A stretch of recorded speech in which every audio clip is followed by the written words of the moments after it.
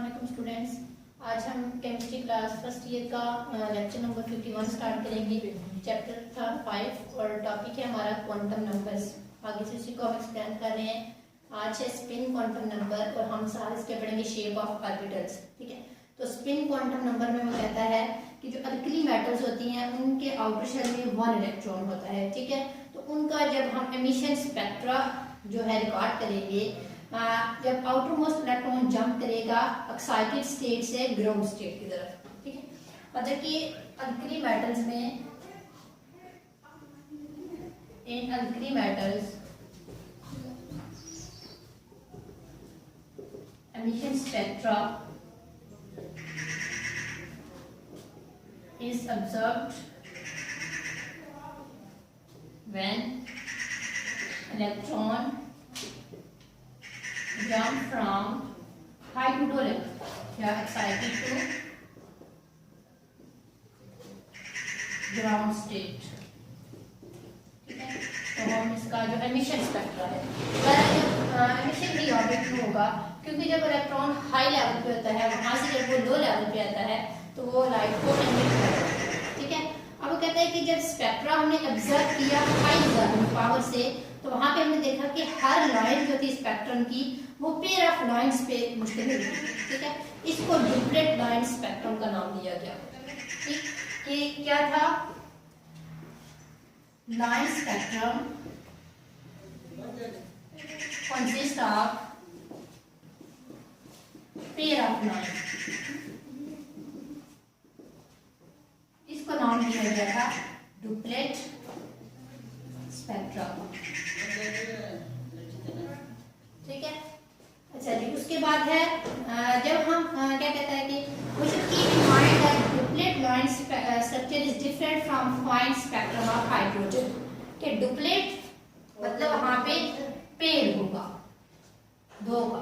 ठीक है, अब जो दूसरा था फाइन लाइन, ये क्या कहता है कि डिफर करता है फाइन लाइन स्पेक्ट्रा से, कि वहां पे काफी सारी लाइंस थी जो एक खास आपस में इंटरमिक्स थी, क्लोज थी या दूर थी। ठीक है, लेकिन डुप्लेट स्पेक्ट्रा में क्या था कि वो एक खास डिस्टेंस पे पेयर की फॉर्म में पाई जाएगी। इसको मतलब ये बात माइंड में होनी चाहिए थी। अच्छा जी, क्या कहते हैं कि उसके बाद 1925 में गोल्डस्मिथ और यूलन बेंचटाइन उन्होंने सजेस्ट किया था कि electron while moving in an orbit around the nucleus also rotate और spin about its own axis. कि जैसे हम अर्थ की बात करते हैं कि वो रिवॉल्व करती है और दूसरे ऑर्बिट के उसके प्लैनेट के अराउंड रिवॉल्व करने के साथ साथ वो अपने ही एक्सिस पे भी रिवॉल्व करती है।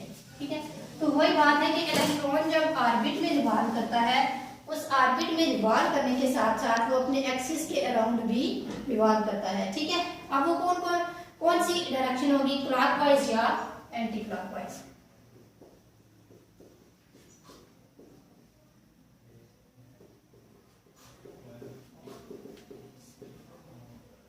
Electron revolve in its own axis in clockwise or anti-clockwise direction.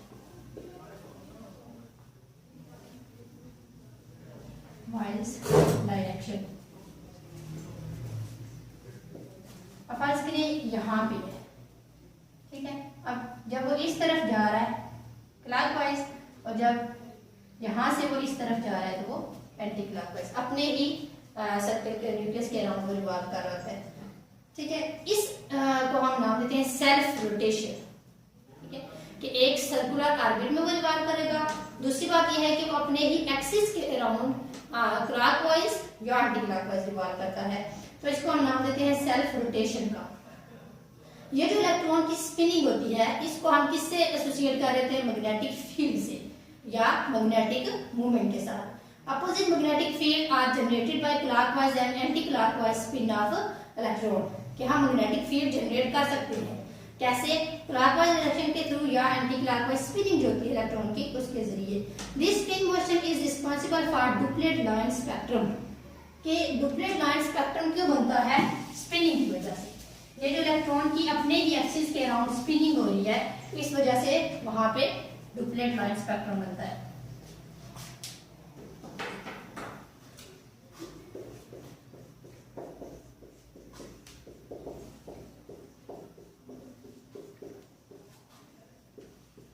arises due to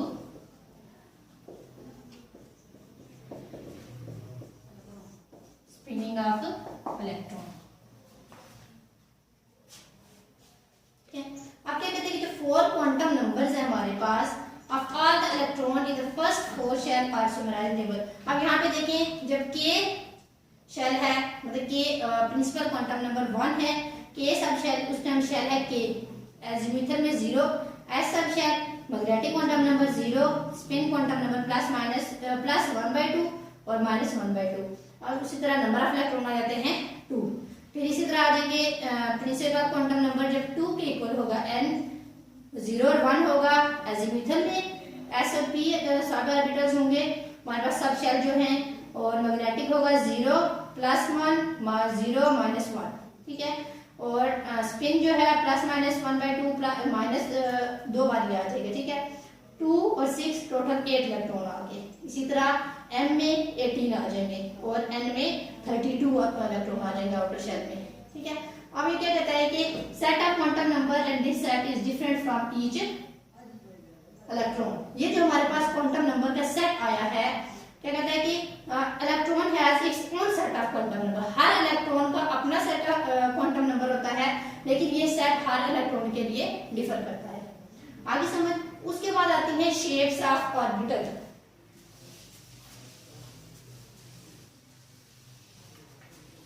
कि ऑर्बिटल्स की शेप क्या है।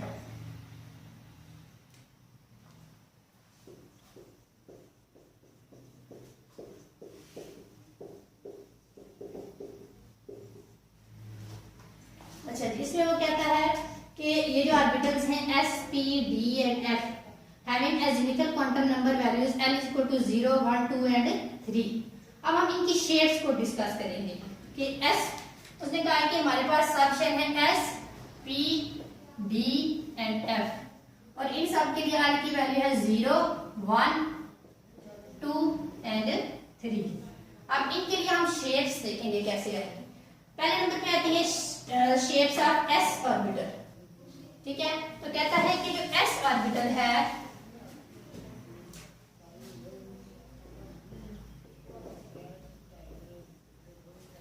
s ऑर्बिटल की शेप होती है spherical and has usually represented by circle, ठीक है। स्फेरिकल शेप है,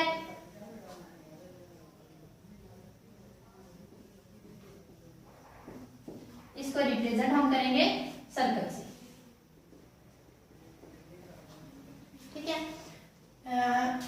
which in turn represent a cut off sphere, इसको हम कट ऑफ स्फेयर भी कह सकते हैं, ठीक है, कि स्फेयर का एक पीस, टुकड़ा। अब ये डायग्राम है आपकी सामने 5.20, इसमें देखिए क्या कहता है, इसकी शेप है 1s3, ठीक है। फिर आ गई 2s3, फिर आ जाएगी इसी तरह 3s3। तो ये सारी क्या है, स्फेरिकल है, ठीक। With the increase of value of principal quantum number the size of s orbital increase, कि जब n की वैल्यू इंक्रीज होती जाती है, उसके साथ साथ जो साइज है ऑर्बिटल का वो भी क्या होता है, इंक्रीज होता जाता है, ठीक है। n डायरेक्टली रिलेट कर रहा होता है साइज ऑफ ऑर्बिटल से। फिर वो कहता है कि 2s orbital is larger in size than 1s orbital. या आपसे पूछा जा सकता है कि why 2s is larger than 1s, कि नंबर ऑफ n जब इंक्रीज होते हैं उसके साथ साथ उसका साइज इंक्रीज हो जाता है। 2s is also further away from nucleus. क्या होता है कि जो 2s है वो न्यूक्लियस, अब यहाँ पे देखिए ये है 1s, एक ही ऑर्बिटल यहाँ पे न्यूक्लियस के पास है।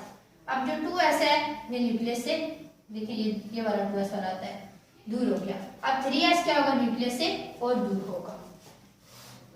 अब कहते हैं the probability of finding the electron is 0 between 2 orbitals, कि 2 ऑर्बिटल के दरमियान इलेक्ट्रॉन नहीं पाया जाता। इसको हम नोडल सरफेस का नाम देते हैं कि ये है 2 ऑर्बिटल हमारे,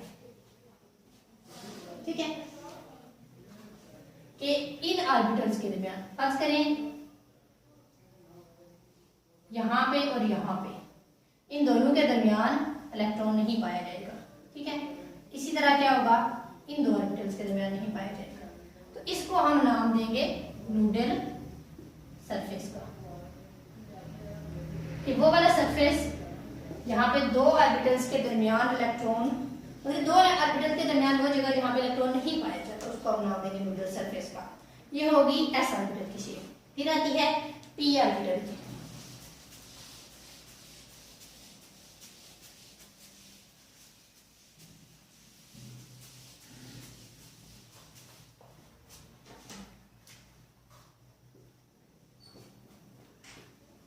shapes of P orbital,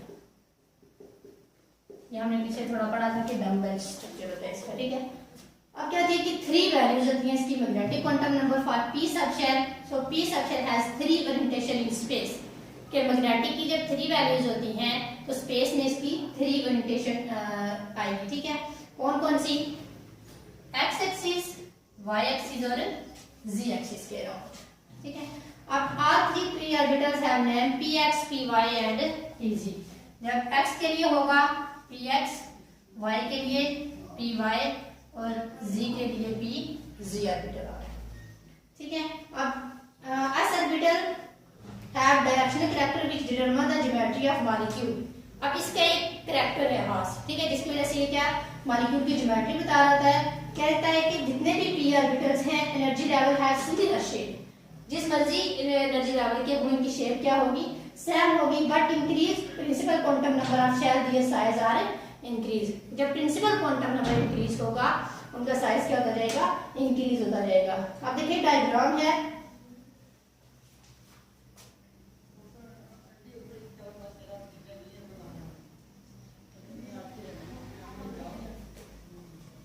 ji axis, ठीक है।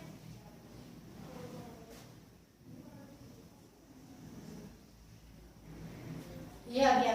फिर उसके बाद आता है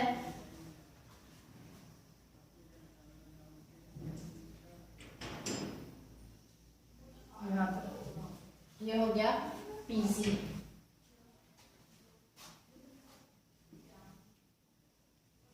यहाँ पे ये आ जाएगा P Y, P X, P Y और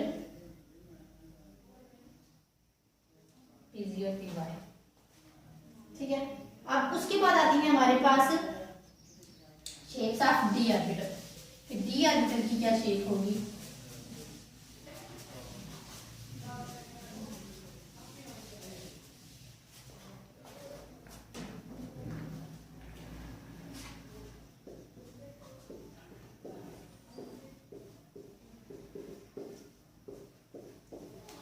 अच्छा जी। डी ऑर्बिटल की जो कहता है कि D subshell there are 5 values of magnetic quantum number, so there are 5 space orientation. अब मैग्नेटिक क्वांटम नंबर की वैल्यू 5 है तो इसकी 5 ओरिएंटेशन आएंगी, ठीक है।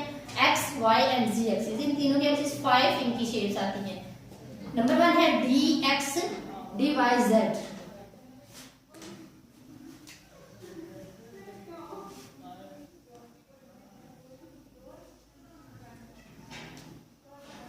ये है डी वाई जी। फिर उसके बाद है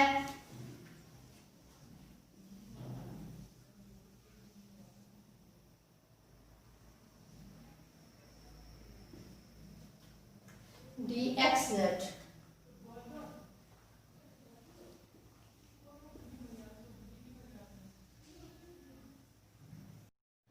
अच्छा जी, ये है हमारे पास D X square minus Y square की और ये डी जी स्क्वायर की। अब वो कहता है कि ये जो सारी शेप्स हैं वे आपस में आइडेंटिकल नहीं है, मतलब सेम नहीं है। जो 4 डी ऑर्बिटल हैं आउट ऑफ दिस 5, मतलब कि टोटल हमारे पास 5 है, उनमें से जो 4 हैं उनके 4 लोब्स हैं, लेकिन जो 5th वाली है उसका क्या है 2 लोब्स हैं डी जी स्क्वायर की, ठीक है। अब कहते हैं कि मैग्नेटिक फील्ड की एब्सेंस में ये सारे क्या होंगे, डी जनरेट होंगे, मेन इनकी एनर्जी सेम होगी। अब जो एफ ऑर्बिटल की शेप है वो बहुत ज़्यादा कॉम्प्लेक्स होती है। तो यहाँ पे हमारा चैप्टर एंड हो गया। ठीक है, अल्लाह हाफिज़।